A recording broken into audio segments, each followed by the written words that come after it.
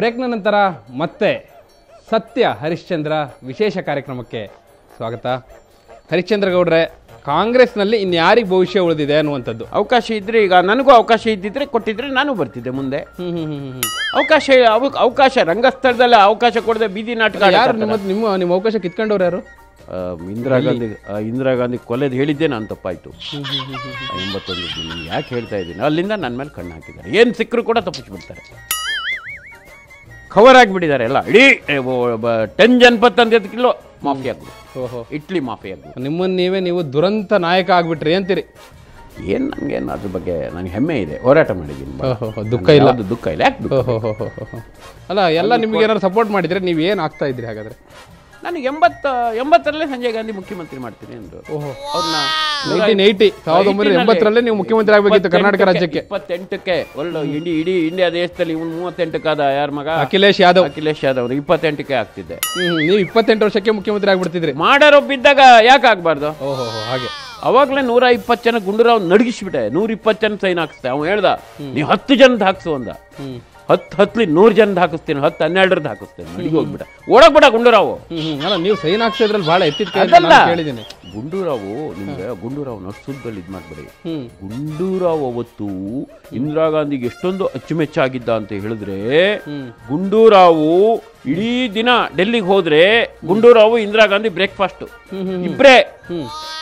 ಅದನ್ನ ದೇಶ ವಿದೇಶಗಳ ಪತ್ರಿಕೆ ವರ್ಣನೆ ಮಾಡೋದು. ಲಂಡನ್ ಟೈಮ್ಸು, ನ್ಯೂಯಾರ್ಕ್ ಟೈಮ್ಸ್ ಅಲ್ಲಿ ಇಂದಿರಾ ಗಾಂಧಿ ಗುಂಡೂರಾವ್ ಇಬ್ಬರೇ ಕುತ್ಕೊಂಡು ಬ್ರೇಕ್ಫಾಸ್ಟ್ ಮಾಡ್ತಾರೆ. ಹಣಿಕ್ ನೋಡಕ್ಕೆ ಎಷ್ಟು ಜನ. ಒಂದ್ ಕಡೆಯಿಂದ ಮಾಜಿ ರಾಷ್ಟ್ರಪತಿಗಳ ಸಾಲು, ಮತ್ತೊಂದ್ ಕಡೆಯಿಂದ AICC ಅಧ್ಯಕ್ಷರ ಸಾಲು, ಮತ್ತೊಂದ್ ಕಡೆಯಿಂದ ಮುಖ್ಯಮಂತ್ರಿಗಳ ಸಾಲು. ಎಂತೆಂತರು, ಶಂಕರ್ ದಯಾಳ್ ಶರ್ಮಾ, ಆಮೇಲೆ ಬರ್ವಾ, DK ಬರ್ವಾ, PV Narasimha Rao, BP Singhu ಎಲ್ಲ ಹಣಿಕ್. ದೇವೇಗೌಡರು ಹಣಿಕ್ ನೋಡಕೋ, ದೇವೇಗೌಡರು ಫ್ರೆಂಡ್. ದೇವೇಗೌಡರು ಅನ್ಕೊಳ್ಳಿ ನೆನಪಾಯ್ತು. ನೀವು ಬಿಜೆಪಿ ಕತೆ ಹೇಳಿದ್ರಿ, ಕಾಂಗ್ರೆಸ್ ಕತೆ ಹೇಳಿದ್ರಿ, JDS ಕತೆ ಏನು ನೆಕ್ಸ್ಟ್ ಅಂತ? JDS ಭವಿಷ್ಯ, JDS ಇಲ್ಲ, ಪ್ರಾದೇಶಿಕ ಪಕ್ಷ ಮುಗೀತು. JDS ಮುಗೀತು. ದೇವೇಗೌಡರದ್ದು? ದೇವೇಗೌಡರಿಗೆ ವಯಸ್ಸಾಯ್ತಲ್ಲ 80. ಏನಿದೆ, ಕೂತ್ರಿ ಹೇಳಕ್ಕಾಗಲ್ಲ, ಎದ್ದು ನಿಲ್ಲಕ್ಕಾಗಲ್ಲ. ಕೂತ್ರಿ ಹೇಳಕ್ಕಾಗಲ್ಲ, ಎದ್ದು ನಿಲ್ಲಕ್ಕಾಗಲ್ಲ. ಹೌದು, ಹಂಗಾಗಿ ಮುಗೀತು. ಅವ್ರದ್ದು ಮುಗೀತು, ವಯಸ್ಸಾಯ್ತು. ದೇವೇಗೌಡರದ್ದು ಮುಗೀತು. ಶುಗರು, BP ಎಲ್ಲ ಇದಾವಲ್ಲ. ಮಾಜಿ ಮುಖ್ಯಮಂತ್ರಿ ಕುಮಾರಸ್ವಾಮಿ ಪ್ರಾಕ್ಟಿಕಲ್ ಆಗಿ ರಾಜಕಾರಣಿ ಅಲ್ಲ. ಅವನು ಬಹಳ ಚಾಣಾಕ್ಷ, ಪಕ್ಷ ಕಟ್ಟೋದ್ರಲ್ಲಿ ಬಹಳ ಚಾಣಾಕ್ಷ. ಈಗ ಯಾವ ಒಕ್ಕಲಿಗರು ಅವ್ನು ನಂಬಲ್ಲ. ಪರವಾಗಿಲ್ಲ, ಏನೋ ಒಬ್ರನ್ನಾದ್ರೂ ಚಾಣಾಕ್ಷ ಅಂದ್ರಿ ಅಂತಿದ್ದೆ, ಅಷ್ಟೊತ್ತಿಗಾಗ್ಲೇ ಒಕ್ಕಲಿಗರು ಯಾರು ನಂಬಲ್ಲ. ನಂಬಲ್ಲ ಅವ್ನು ಯಾರು ನಂಬಲ್ಲ. ನಾಳೆ ಪೂಜಾ ಗಾಂಧಿ ಕೂಡ ನಂಬಲ್ಲ. ಅಲ್ಲ, ಅವ್ರ ಪಕ್ಷಕ್ಕೆ ಸೇರ್ಕೊಂಡಿದ್ದಾರೆ. ತಪ್ಪು ಮಾಡಿದಾಳೆ ಅವಳು. ಪೂಜಾ ಗಾಂಧಿ ಅವಳ ಶಕ್ತಿ ಅವಳಿಗೆ ಗೊತ್ತಿಲ್ಲ. ಅಣ್ಣವರು 50 ವರ್ಷದಲ್ಲಿ 50 ಲಕ್ಷ ನೋಡಿಲ್ಲ ಅವರು. ಈ ಪೂಜಾ ಎಂಬತಕ್ಕಂತ ಮನಮೋಹಕ ಸುಂದರ ಕಿರುನಗೆಯ ಕನ್ನೆ ಆ ಗಾಂಧಿಯನ ಹೆಸರಿಗೆ 50 ವಾರದಲ್ಲಿ 50 ಕೋಟಿ ಬಂತು. ಮತ್ತ ಅವನ ಹಳ್ಳೆಣ್ಣೆ ಮುಖ, ಗಣೇಶನ್ ಮುಖ ನೋಡ್ಕೊಟ್ರ ಜನ ಮೆಚ್ಕೋಬಿಟ್ರು. ಮುಂಗಾರು ಮಳೆ ಕತೆ ಹೇಳ್ತಾ ಇದ್ರಿ. ಎಲ್ಲ ಜನ ಬಂದಿದ್ದೆ ಪೂಜಾ ಗಾಂಧಿ ನೋಡಿ ಅಂತ. ಏನೇ ಇರ್ಲಿ, ಒಂದು ಪಿಕ್ಚರ್ ಯಾವ್ದು ಬಂದಿಲ್ಲ. ಅವಳು ಮನಸ್ಸು ಮಾಡಿದ್ರೆ ಪಂಜಾಬ್ ಚೀಫ್ ಮಿನಿಸ್ಟರ್ ಆಗೋದು. 5 ವರ್ಷ ಬಿಟ್ಟು ರಾಷ್ಟ್ರೀಯ ಪಕ್ಷ ಸೇರಿ ಪೂಜಾ ಗಾಂಧಿ ಪಂಜಾಬ್ ನ ಮುಖ್ಯಮಂತ್ರಿ ಆಗ್ಬೋದು. 5 ವರ್ಷ ಬಿಟ್ಟು 5 ವರ್ಷ ಬಿಟ್ಟು ಅದು ಭವಿಷ್ಯ ಹೇಳ್ಬಿಟ್ರಿ. ಈಗ ಕಪ್ ಸಿಕ್ಕಿದೆ. ನಾನ್ ಗಂಟೆ ಮುಂಗಾರು ಮಳೆ ಹಿಂದೆ ಯೋಗರಾಜ್ ಭಟ್ರು ಡೈರೆಕ್ಟರ್ ಇದಾರೆ, ಗಣೇಶ್ ಇದಾನೆ. ಪೂಜಾ ಗಾಂಧಿ ಅಷ್ಟೇ. ಆಯ್ತಾ, ಬಿಡಿ ಆ ವಿಷಯ ಬಿಡಿ. ಈವನ್ನು ಅವಳು ಅಷ್ಟೇ ಕಳ್ಕೊಂಡ್ಲು, ಸಕಲ ಸಂಪತ್ತನ್ನು ಕಳ್ಕೊಬಿಟ್ಲು. ಯಾರು? ಇವಳು ಮಾಳವಿಕಾ. ನನ್ ಕೇಳಿದ್ಲು ಆ ಸಲ, ಬಹುಶಃ ಹೇಳ್ತೀನಿ, ನನ್ ಕೇಳಿದೆ ಹೋಗ್ಬೇಡಿ. ಅವಳು ಸೇರ್ಕೊಂಡು ಕಪ್ ಚುಕ್ಕಿ ಹಾಕೊಂಡು. ಯಾವಾಗ ಕೇಳಿದ್ರು? ಮಾಳವಿಕಾ ನಿಮ್ಮ ಹತ್ರ ಭವಿಷ್ಯ ಕೇಳಿದ್ರು? ಅವ್ರು ಒಂದು ಸೀರಿಯಲ್ ಮಾಡಿದ್ರು. ಅಲ್ಲ, ಸೀರಿಯಲ್ ಬಗ್ಗೆ ಭವಿಷ್ಯ ಕೇಳಿದ್ರೆ ರಾಜಕೀಯದ ಬಗ್ಗೆ ಭವಿಷ್ಯ? ರಾಜಕೀಯದ್ದೇ ನಾನು ಏನಾಗ್ತೀನಿ ಅಂತ ಮಾಳವಿಕಾ ಅಂತ ಹೇಳಿದ್ದೆ. ನೆಕ್ಸ್ಟ್ ಸಿಕ್ಕಾಗ ಖಾಸಗಿಯಾಗಿ ಮಾತಾಡೋಣ ಅಂತ ಹೇಳಿದ್ದೆ. ಕಟ್ ಅಂತ ಹೋಗಿ ಸೇರ್ಕೊಂಡಿದ್ರು. ಅವಳಿಗೂ ಭವಿಷ್ಯ ಇಲ್ಲ. ನಿಮ್ಗೆ ಕೇಳದೆ JDS ಸೇರ್ಬಿಟ್ರು, ತಪ್ಪು ಮಾಡ್ಬಿಟ್ರು. ಹೌದು, ತಪ್ಪು ಮಾಡ್ಬಿಟ್ರು. ಹಾಗಾದ್ರೆ JDS ಅಲ್ಲಿ ಭವಿಷ್ಯ ಯಾರಿಗೆ ಸ್ವಾಮಿ? JDS ಇಲ್ಲ. ದೇವೇಗೌಡರ ಕತೆ ಮುಗೀತು ಅಂತೀರಿ, ಕುಮಾರಸ್ವಾಮಿ ಒಕ್ಕಲಿಗರು ಯಾರು ನಂಬಲ್ಲ ಅಂತೀರಿ. ಹೌದು, ಮತ್ತೆ ಯಾರಿಗೆ JDS ಅಲ್ಲಿ ಯಾರಿಗೆ ಭವಿಷ್ಯ? ಈಗ ರೇವಣ್ಣನ ಬಗ್ಗೆ ಏನ್ ಹೇಳ್ತೀರಿ? ರೇವಣ್ಣಗೆ ನಾನು ಹೇಳ್ದೆ, ನಿನಗೆ CM ಆಗ ಅವಕಾಶ ಇದೆ, ಕಳ್ಕೋಬೇಡ, ಡಿಸಾಲ್ವ್ ಮಾಡಿಸ್ಬೇಡ ಅಂತ. ನಮ್ಮ ಮಾತಿಗೆ ಅದು ನೋಡಿ, 57 ಜನ MLAಗಳಿದ್ರು. ಇವ್ರು ಮನ್ಸಿಗೆ ಬಂದಂಗೆ ಇವ್ರು ಮಾಡಿಬಿಟ್ರೆ ಎಷ್ಟು ಬಂತು? ಆಮೇಲೆ 28 ಬಂತು, ಅರ್ಧ ಬಂತು. ರೇವಣ್ಣಗೂ ಹೇಳಿದ್ರಿ ನೀವು? ಹೌದು ಹೌದು. ಡಿಸಾಲ್ವ್ ಮಾಡಿಸ್ಬೇಡ ಅಂತ.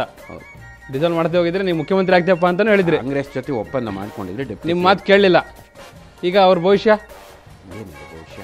ಅವ್ರದ್ದು ಮುಗೀತು. ದೇವೇಗೌಡರದ್ದು ಪಾಪ ಒಳ್ಳೆ ದೇವಣ್ಣ ಗುಡ್ ಅಲ್ಲ ಮುಖ್ಯಮಂತ್ರಿ ಆಗಕ್ಕೆ ಭಾಳ ಯೋಗ್ಯ ರೇವಣ್ಣ, ಗುಡ್ ಅಡ್ಮಿನಿಸ್ಟ್ರೇಟರ್ ಆಗ್ತಾರಾ? ನಾನು ಹೇಳಿದ್ ಯೋಗ್ಯ ಅಂದೆ, ಈಗ ಇಲ್ಲ ಭವಿಷ್ಯ, ಅವಾಗಿತ್ತು.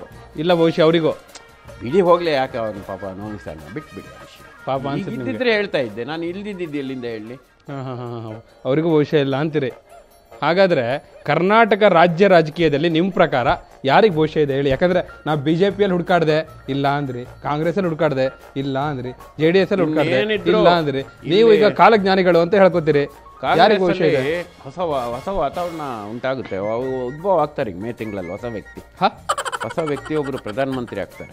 ಏನು ಹೊಸ ಕರ್ನಾಟಕದವರು ಪ್ರಧಾನಮಂತ್ರಿ ಆಗ್ತಾರೆ. ಯಾರು ಅಂತ ಗೊತ್ತಿಲ್ಲ. ಶಿವಮೊಗ್ಗ ಜಿಲ್ಲೆ ಮಂಡಗದ್ದೆ ಹೋಗ್ಲೇರು ವಿ ಅಕ್ಷರ ಹೆಸರು ಹೇಳ್ಬಿಡಿ, ಮತ್ತೆ ಹೆಸರು ಗೊತ್ತಿಲ್ಲ. ನೀವು ಕಾಲಜ್ಞಾನಿಗಳು, ನಿಮ್ಗೆ ಗೊತ್ತು. ಕಾಲಜ್ಞಾನಿ ಅಂದ್ರೆ ದೇವ್ರು ಕೊಡ್ಬೇಕಲ್ಲ. ವಿ ಅಕ್ಷರದಿಂದ ಅಂತ ಹೇಳಿದ್ಮೇಲೆ ಗೊತ್ತಿರ್ತೀವಿ, ಅಷ್ಟೇ ಗೊತ್ತಿರೋದು. ಗೊತ್ತಿಲ್ಲದೆ ನಾನು ಹಿಂಗೆ ಮಂಡಗದ್ದೆಯವರು ಪ್ರಧಾನಮಂತ್ರಿ ಆಗ್ತಾರೆ. ಮುಖ್ಯಮಂತ್ರಿನೂ ಅಲ್ಲ, ಏಕ್ದಮ್ ಪ್ರಧಾನಿ, ಭಾರತ ದೇಶಕ್ಕೆ ಪ್ರಧಾನಿ ಆಗ್ತಾರೆ. ನಮ್ಮ ಶಿವಮೊಗ್ಗ ಜಿಲ್ಲೆ ಮಂಡಗದ್ದೆಯವರು, ತೀರ್ಥಹಳ್ಳಿ ತಾಲೂಕು. ಓಹೋ ಹೋ, ನೀವು ಭೇಟಿಯಾಗಿದ್ದೀರಿ ಅವ್ರನ್ನ? ಗೊತ್ತಿಲ್ಲ ಅವ್ರು ಯಾರು ಅಂತ ಗೊತ್ತಿಲ್ಲ. ಓಹೋ ಹೋ, ಹೌದಾ? ಶ್ರೀಕೃಷ್ಣರಷ್ಟೇ. ಯಾವ ಪಕ್ಷದಿಂದ ಆಗ್ತಾರೆ? ಕಾಂಗ್ರೆಸ್ ಪಕ್ಷದಿಂದ ಪ್ರಧಾನಿ ಆಗ್ತಾರೆ. ಓಹೋ ಹೋ, ಆಮೇಲೆ ಏನು ಭಾರತದ ಕತೆ ಏನು, ಭವಿಷ್ಯ ಏನು? ಭಾರತ ಭವಿಷ್ಯ ಅವರು ಪಾಕಿಸ್ತಾನನ 5 ನಿಮಿಷದಲ್ಲಿ ಸುಟ್ಟು ಹಾಕ್ಬಿಡ್ತಾರೆ. ಒಂದು ಪೂಜೆ ಮಾಡ್ತಿದ್ರು ಸಾಕು. ಒಂದು 5 ನಿಮಿಷ ಸಾಕು ಅವರಿಗೆ. ಏನಕ್ಕೆ? ಪಾಕಿಸ್ತಾನ ಸುಟ್ಟು ಹಾಕಕ್ಕೆ. ಪಾಕಿಸ್ತಾನ ಸುಟ್ಟು ಭಸ್ಮ ಮಾಡ್ಲಿಕ್ಕೆ 5 ನಿಮಿಷ ಸಾಕು. ಮರುಭೂಮಿ ಆಗ್ಬಿಡ್ತಾರೆ. ಯೋಗ ಪುರುಷ ಅವರು 9 ಅವರು ನವಗ್ರಹಗಳನ್ನ ಸಂಪಾದನೆ ಮಾಡಿದ್ದಾರೆ.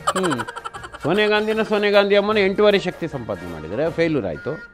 ಆ ಲ್ಯಾಡನ್ನು ಅಷ್ಟಮ ಶಕ್ತಿ, ನಾನೇ ಹಿಡಿಸ್ಕೊಟ್ನಲ್ಲ ಲ್ಯಾಡನ್ನ. ನವಶಕ್ತಿ ಪಡಿಬೇಕು. ಅವನು ನವಶಕ್ತಿ ಬಂದಿದೆ. ಅವನು ಇಸ್ಲಾಂ ಮಾಡಕ್ ಹೊರಟ ಇಡೀ ಪ್ರಪಂಚನ. ಅದಾಗಲ್ಲ. ಅದು ಒಂದು ಕಾಲದಲ್ಲಿ ಇಸ್ಲಾಂ ಆಗಿತ್ತು ಇಂಡಿಯಾ ದೇಶ. ಇವರು ಕ್ರಿಶ್ಚಿಯನ್ ರಾಜ್ಯ ಮಾಡಕ್ ಹೊರಟ್ರು ಕೆಲವರು ಇಟ್ಲಿಯಿಂದ ಬಂದು. ಅದು ಆಗಲ್ಲ. ಅದು ಯಾಕಂದ್ರೆ ಈಗ ಅದು ಅಡ್ವಾನ್ಸ್ ಆಗ್ತದೆ. 8.5 ಶಕ್ತಿ ಗಳಿಸಿದ್ರು ಸಾಲ, ನವಮ ಶಕ್ತಿ ಗಳಿಸಿದ್ರು. ಓಹೋ, ಅವರು ಈಗ ಬಂದರು, ವಿ ಎ ಬಂದರು, ಅವರು ನವಮ ಶಕ್ತಿ ಗಳಿಸಿದ್ದಾರೆ.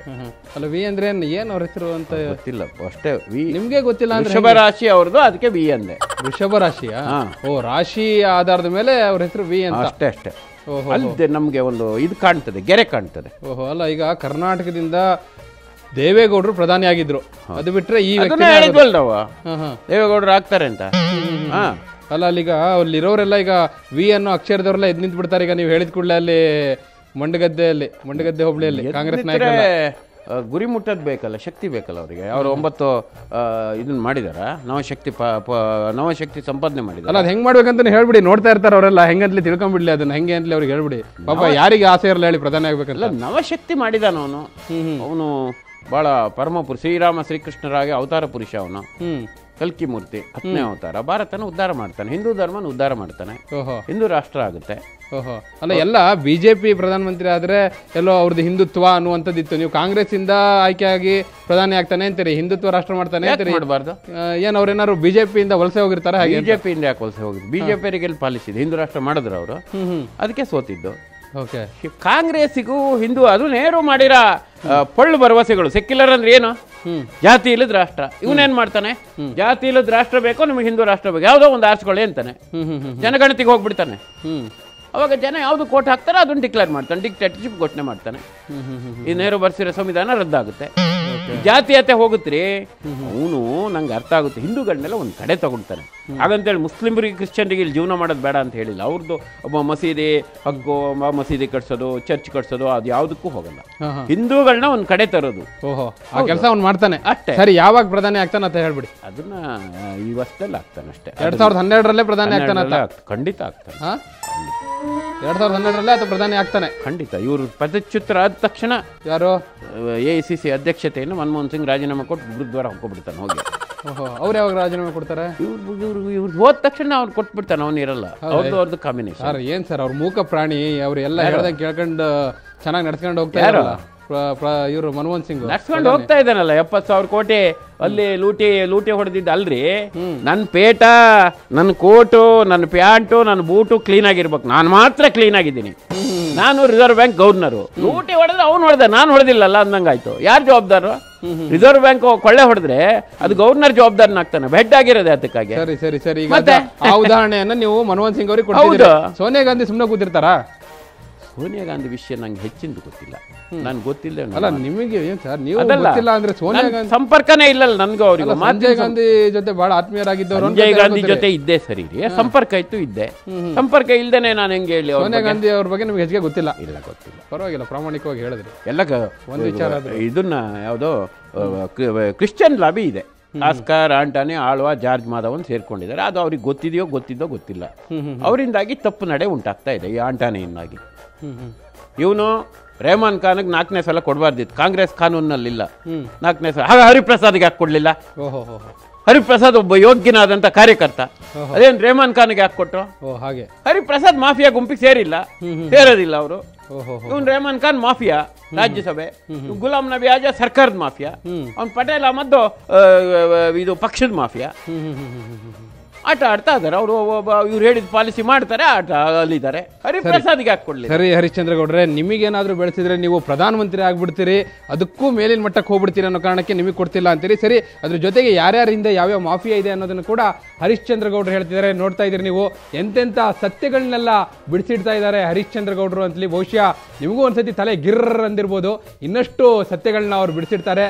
ಈಗ ಒಂದು ಸಣ್ಣ ವಿರಾಮ.